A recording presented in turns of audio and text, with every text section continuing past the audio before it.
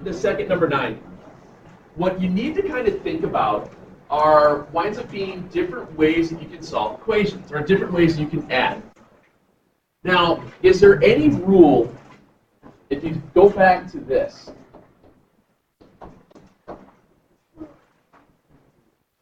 is there any reason why I have to add them 2 plus 3 plus 4 in order?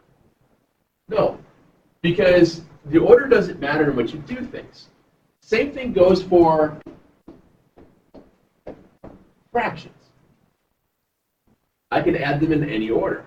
I could separate and get a common denominator between these two first. Take care of that. And then get a common denominator between that sum and the 1/4. Is that what you did? That's exactly what you did. What's that? I had some kids that were asking me, well, you get this common denominator if you put them, because when you factor it out, you've got the x plus 2, x plus 2, x plus 2, x minus 2, x minus 2. They just put it all together and get this god-awful 10th degree polynomial. Nobody wants to do that. So what you want to do with a problem like this is you break it down into smaller chunks. Work with these two first, and then use that answer to work with the last part. You're using the associative property of addition. Remember, when you use the associative property, means you can put them in different groups. So you can group them together however which way you like.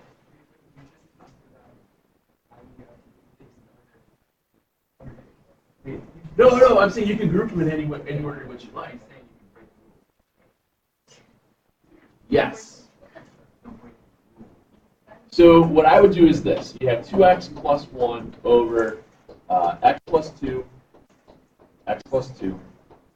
minus 6x over x plus 2, x minus 2. I would simplify that part first. I'm going to get a common denominator then for these two guys. Well, they have the x plus 2's in common. And what's left? X plus 2, x minus 2.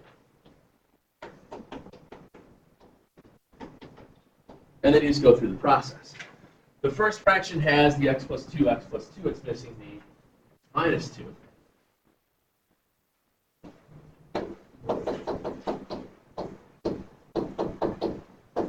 Fraction on the right just needs another x plus 2.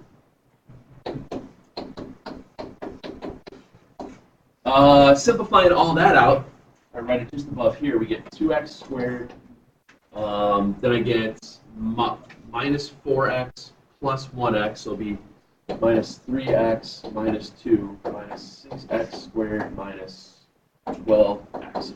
I had that right.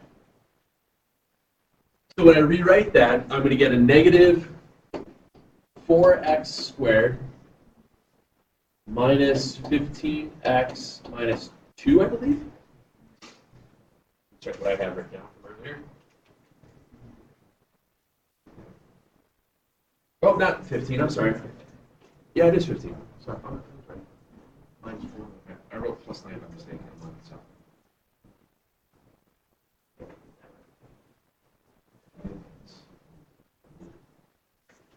Yeah, I did mine wrong. So, but anyway, from here then, it's our x plus 2, x plus 2, x minus 2, plus 3 over x minus 2. Now, between these two guys, what do they have in common? The x minus 2.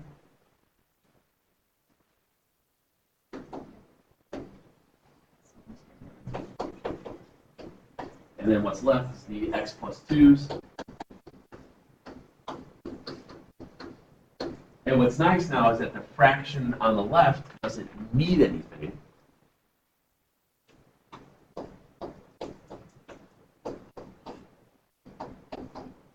The fraction on the right needed a 3 times the x plus 2, x plus 2. And if you remember, that was x squared, 4x, and 4. So I'm going to write that as plus 3x squared plus 12x plus 12. Okay. And then combine them out in the numerator. Don't worry about the denominator. Never multiply denominators. I think there might have been one that I was working with on here that I might have just distributed real quick. Yeah, it's just nasty. It works. It's just so let's see here. I have negative x squared minus 3x, bless you, plus 10. Okay. Now here, I can take out a negative 1. I get x squared plus 3x minus 10. What times what's negative 10 that gets you positive 3? So the only reason I'm saying this is because I recognize that this is factorable, and I knew that there's a plus, or there's going to be a minus 2 involved in it. So I'm thinking ahead that there might be some way of simplifying out. So negative 1.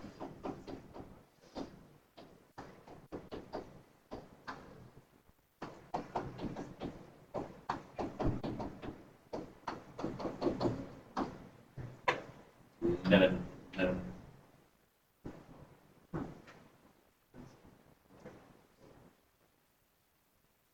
What's funny is that I made a mistake on mine with the sign, but I got the exact same answer.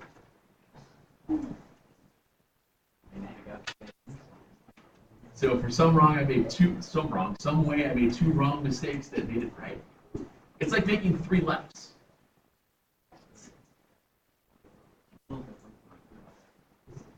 You know, if you make 3 lefts, you turn right, correct? Okay. There are some people that I've had that just leave me, and I used to have them stay with me. Sir.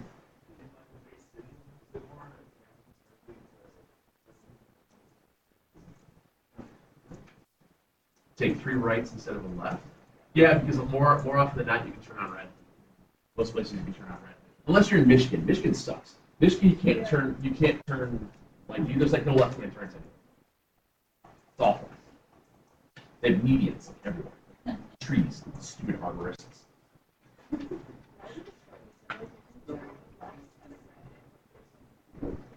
It's like the I've never done this before. This is hypothetical situation that may or may not have occurred. You know the stoplight in front of Walmart on 23, the pit of hell. Let's say turning north or south out of there, going west out of Walmart to hang a left, it's not too bad. Or to hang a right, it's okay. But if you're in the other one going forward, so our homeowners association, we have to pay our bill over that way, where we live, over at Townsend. So when you go in there, if you try to get that light to turn out of there, that light never triggers for anybody facing east on that through road going towards Walmart there. I don't know if you ever noticed that. Yeah. So that's the time when, sometimes if ever the turning lane is going and people are turning left, nobody's going straight, you just kind of go. Because you're never going to get the light. And I don't want to turn right, they have to go in here and turn all the way to the back around and go left.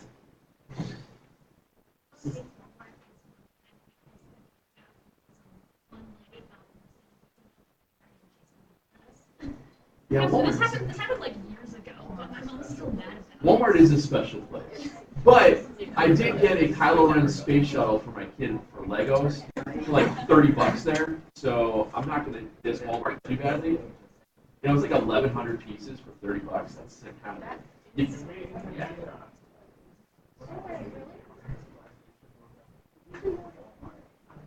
I know what you're talking about. I've seen it, and it's very funny. I agree with you on that one. But no. Any other questions on this? Was that right in assuming that was the worst one on there? All right, you guys owe me 9.5 stuff. Send it up, please. Let's talk about 9.6. The past 2 days worth of work. Yeah, it's fine. It's fine. We'll talk about 9.6. It's literally just adding one more step. Just like everything we've seemed to have done, the very next day happens to wind up being one more step. Well, this is the final section of this chapter, so yes, this is the final step in rational expressions and all that, so yes. So, So what I meant by this whole idea of that in way back time, you actually a lot of way back, you've done all of these problems before. It's just a matter of making it look uglier. So this problem specifically comes from an Algebra 1 text.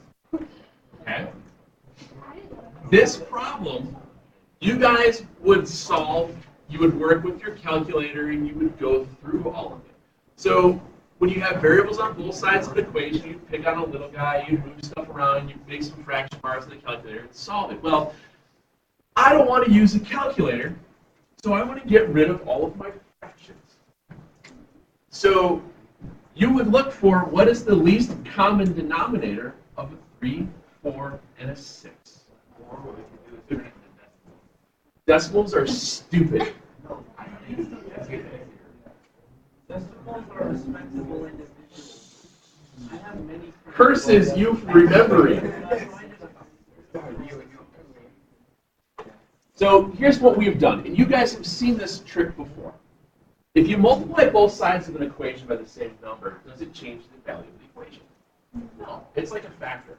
It's like a multiplier of 1. So what I'm going to do is get the least common denominator of a 3, 4, and a 6. You guys already said it was 12. So what we do here is we take this value of 12, and you're going to distribute it to each piece on the interior. Okay? It's the same idea of, well, that fraction had an x plus 2, it needs the x minus 2, so you multiply the top and the minus 2, so on and so on. I'm going to do this long form first, and then you guys will figure out the shortcuts here. By distributing out the 12, I get 12 over 3 times x plus 12 over 4 equals 12x minus 12 over 6. What I'm doing there is just showing long form of what's actually happening. Because in your minds, then, you're saying, oh, 12 over 3 is 4. 12 over 4 is 3, and so on. So you're probably thinking, okay, 3 times 1 is 12. You're writing, oh, it's 4x plus 3 equals 12x minus 2. And that's how you guys had solved those equations in the past.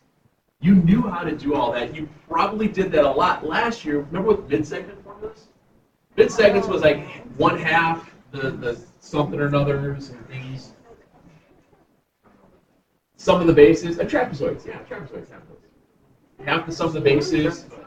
I forget stuff. I'm old. So you would, instead of taking halves of something, you would multiply everything by 2. Same basic principle. So here you get 5 equals, 8x. So x is 5/8.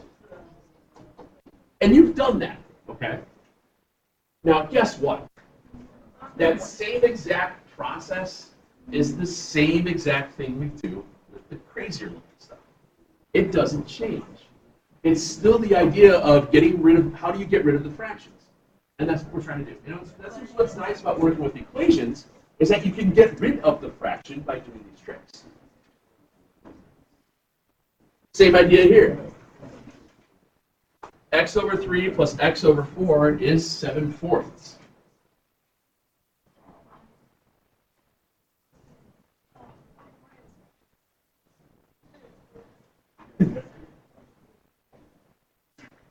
What's up? So, if I want to get rid of the fractions for this, what can I multiply everything by? 12. I'm multiplying by a common denominator. The common denominator between a 3, 4, and a 4 would be 12.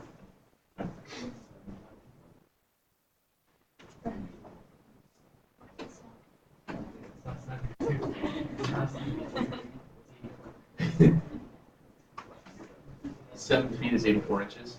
What now? 3 times what is 12? 4 times what is 12?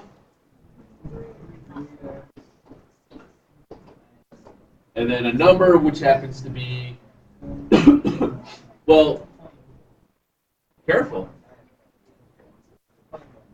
It's just 21. So if you're going to 84, why are you writing 84 divided by 4? Just say it's 21.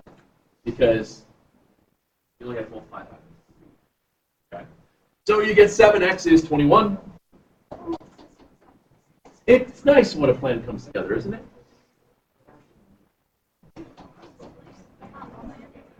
No, they're not. So, not really. Because what changes now is instead of just having numbers and stuff in the denominators, we're going to have variables. We'll have expressions. And that's where you just have to be a little more cautious of it. The process doesn't change. You just have to be cautious with it. Okay?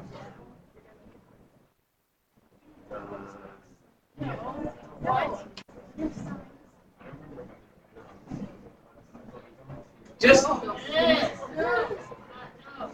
I'm sorry, I hate to be the bearer of bad news, but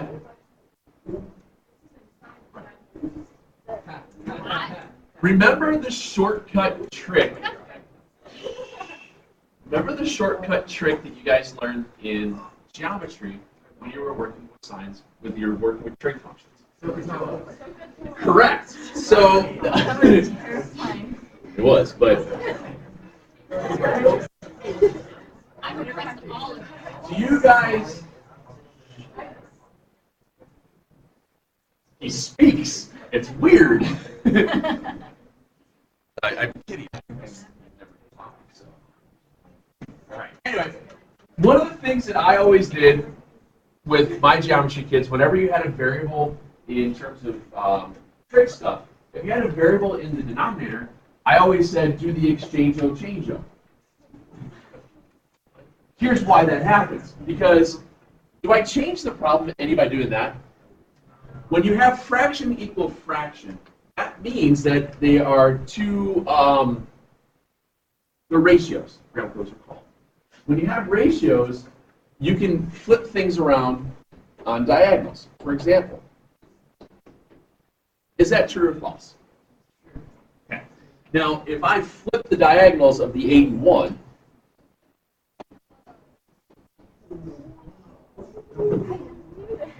true or false? True. It's still it also works because ratios are more than one fraction set equal to each other. But if you exchange the diagonals, if I flip it again, if I go 8 over 4 is 2 over 1. Whenever it's fraction equal fraction, you can always flip things around the diagonals because of what are called means and extremes.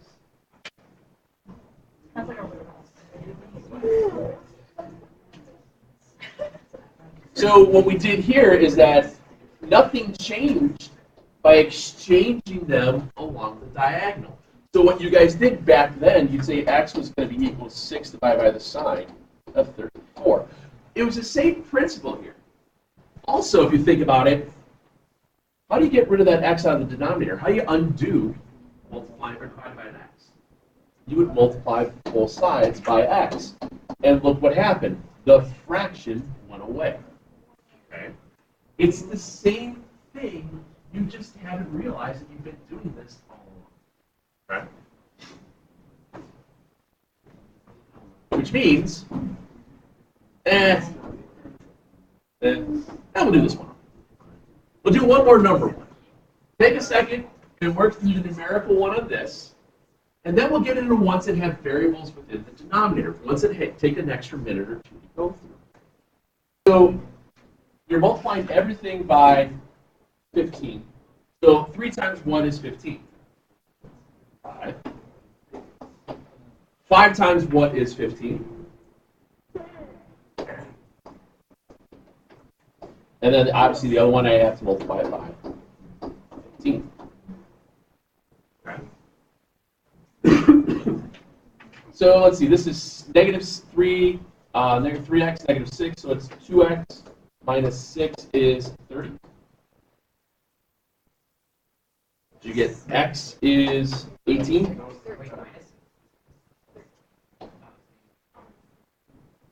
So 2. You're not stupid, you just made a dumb mistake. Okay. You should get 18.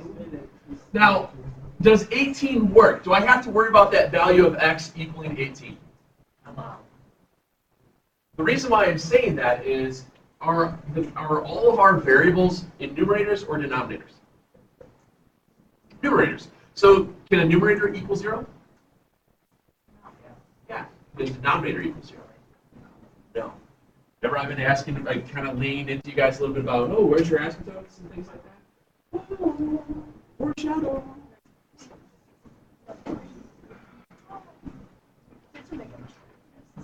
This is the negative. I would put the negative to the number on top, not like the fraction bar. So I would write this as 4 over x plus 5 over 2 equals negative 11 over x.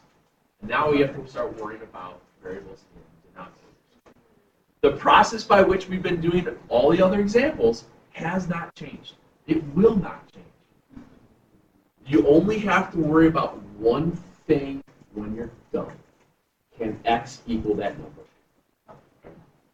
That's what we're talking about. It's called an excluded value. If you look at that there, what can't x be? 0. It can't be 0. You guys okay with that? So if we get x equals 0, we know that it's an answer, but it's not an answer. So it would be like a no solution. We'll talk more about that as we get through this. So what do you have to multiply everything by to get rid of the denominators? 2x. So you're all right? By multiplying everything by the 2x, and I'll show this long form again of why things drop, or they drop out, they simplify out. Because when you distribute that 2x to both sides of the equation, remember, you're keeping everything balanced. Everything's happy. One side's happy, the other side's happy. It's all good. 2x times 4 over x plus 2x times 5 over 2 equals 2x times negative 11 over x. And each one of those parts then becomes its own separate monomial, which means you can simplify each one as you go along. Okay? So you have 2x, or so you have 8x over x, which winds up just being 8. Oh, sorry. No. 10x over 2 is just 5x.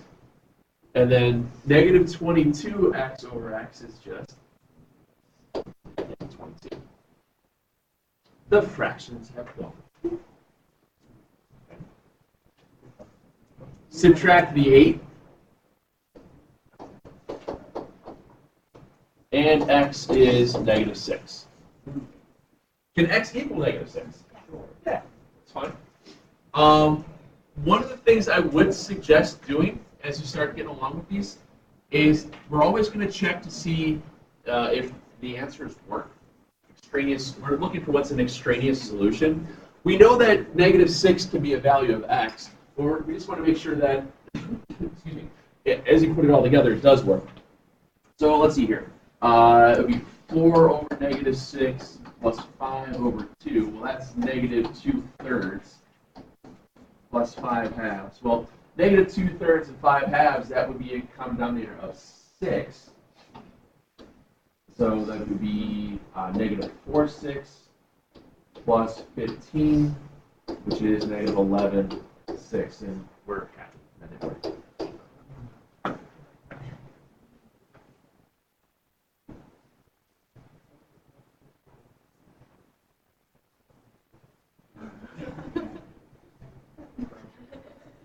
I don't know. You guys have just been really quiet lately, and I get worried that I'm like losing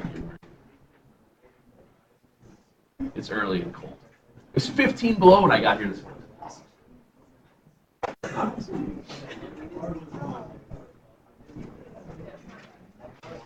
Does it change? No, it doesn't change.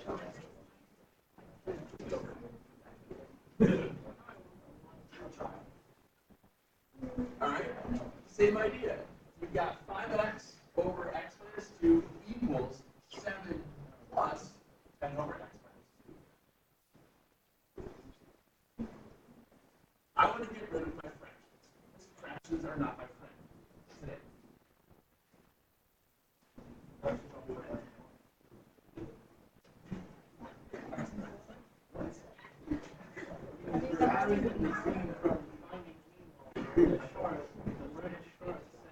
friends, not food. And so we plan on reporting by saying fractions are friends, not food. Like, take funny jokes.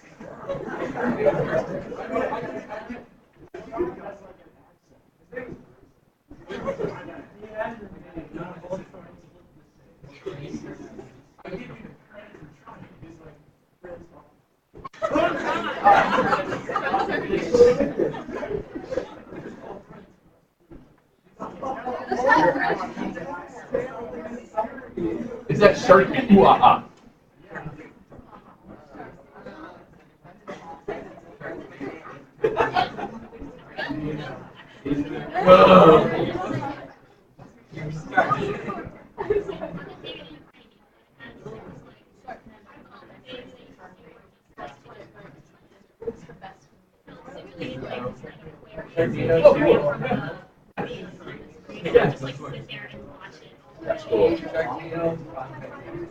Do you guys see that in Florida, iguanas are freezing in trees and they're falling out of trees? I'm not lying. This is a real. I tell you, this 80-20 stuff happens with me a lot. This is a. She believe it. She's going. Yes, I saw it. I saw it on the news this morning that the iguanas, because they're cold-blooded, and right now it's pretty darn cold in Florida, some parts of Florida. Like I've got friends that live in Miami. It's like 40. They're like, they're freezing. Like, suck it. Like that's springtime. But there are parts of like Orlando and Tallahassee area where it's in the 20s, and iguanas are freezing and literally falling out of trees. Are there videos of them falling? That's awesome. That's great. We'll go back to watching videos of iguanas falling over. It's like scaring sheep. Right. No, they're not dying. They're just dormant.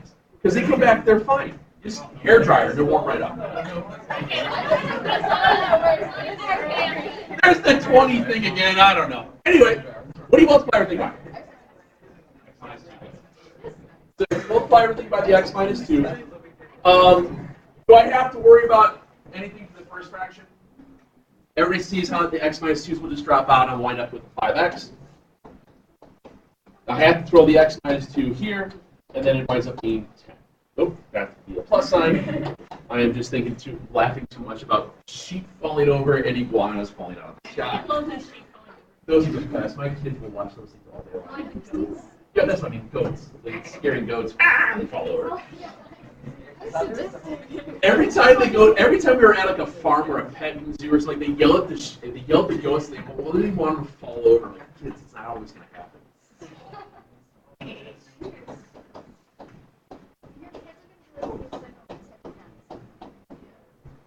It's kind of hard to tip a cow. Cows are very heavy. And they sleep on them. They sleep in the air. Well, those would be iguanas. Now, if cows were falling out of the trees, that would be a bad day.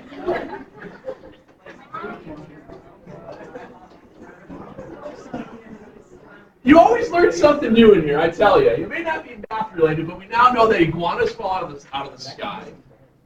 A cow falling out of the sky would do quite a bit of damage. Anyway, here's an example of an answer that we get that's an answer we can't have. If I use x is equal to 2, I'm divided by 0. So what do you do? This is not an answer. You have a no solution. What do you mean? It's not a quadratic. I thought like do the discriminant's like a dancing.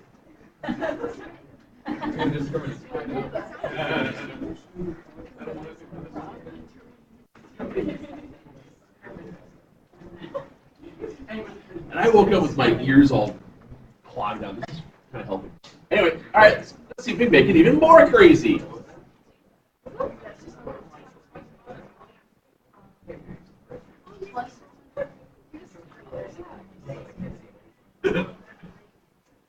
So let's see. We have.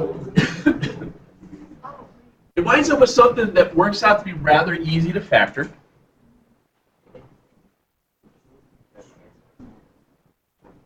Hoping.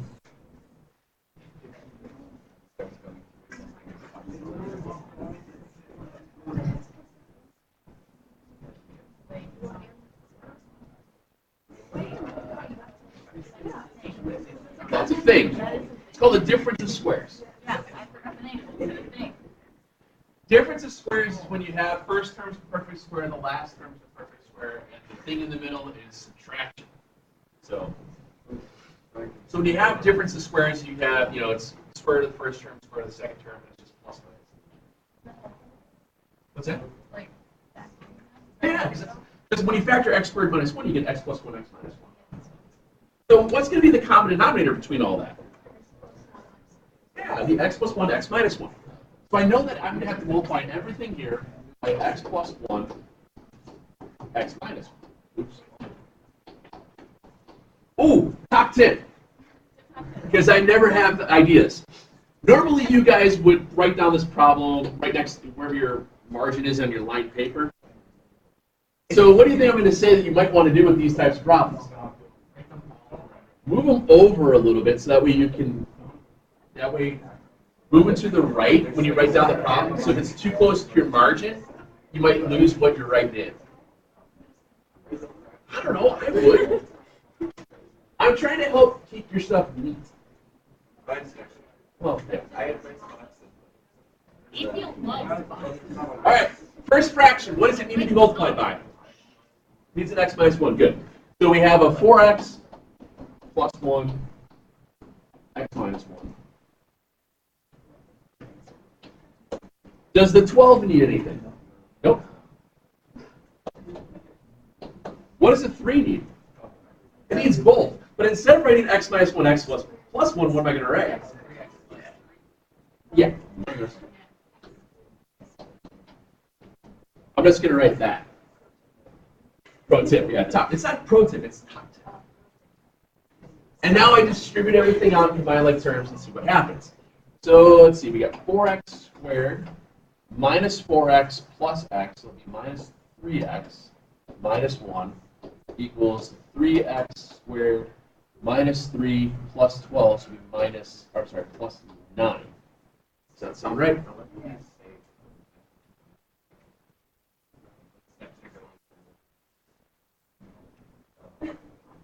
Thank you.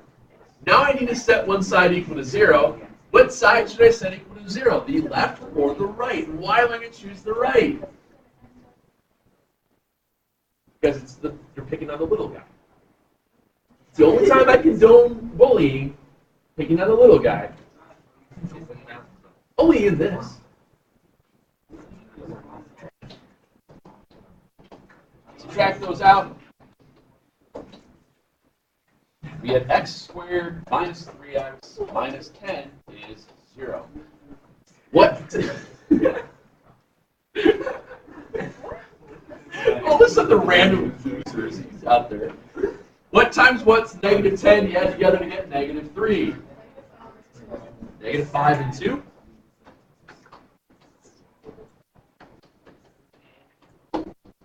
Which gives you possible zeros of?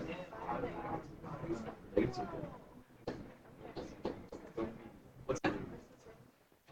Yeah, because those are your answers. The zeros are your answers. When you're solving a quadratic, that is the answer to the quadratic. What is it equal to 0? What do you get to? What's the solution that makes it equal to 0?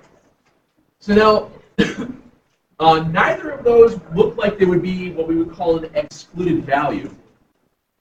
But I would just take a quick second to verify it. Usually, yeah, just run your calculator. Oh, we're running out of time. Speaking of really weird looking stuff. Real quick. That's fraction equal fraction, right?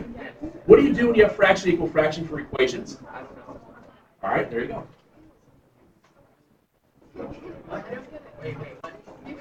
No, it's quite literally, you just cross multiply.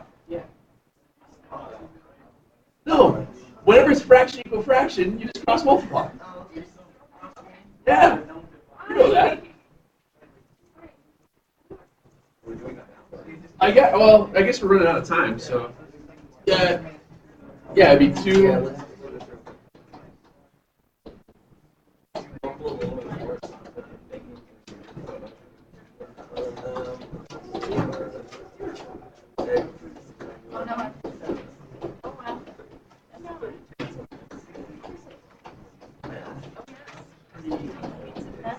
I get 1 and 2. Which one of those won't work? 1.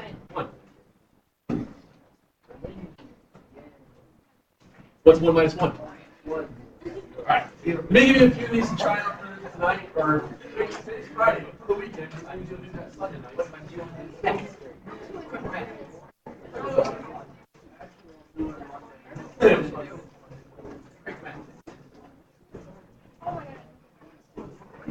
So you guys were spared because we started talking about iguanas falling out of trees. But I'm still going to give you one of the really good ones.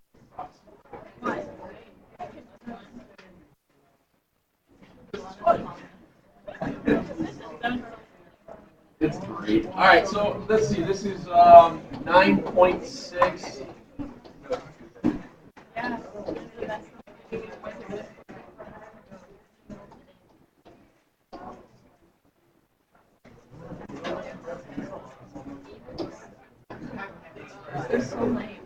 Wait, you're whining. You make baby. Evens and odds. There you go. You want to leave anything excluded.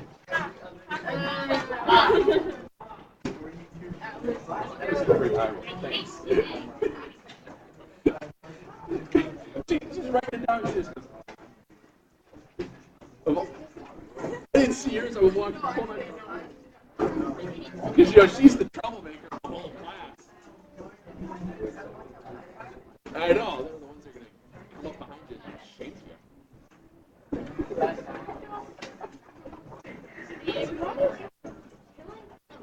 Lockhouse, you got me all screwed up today with talking about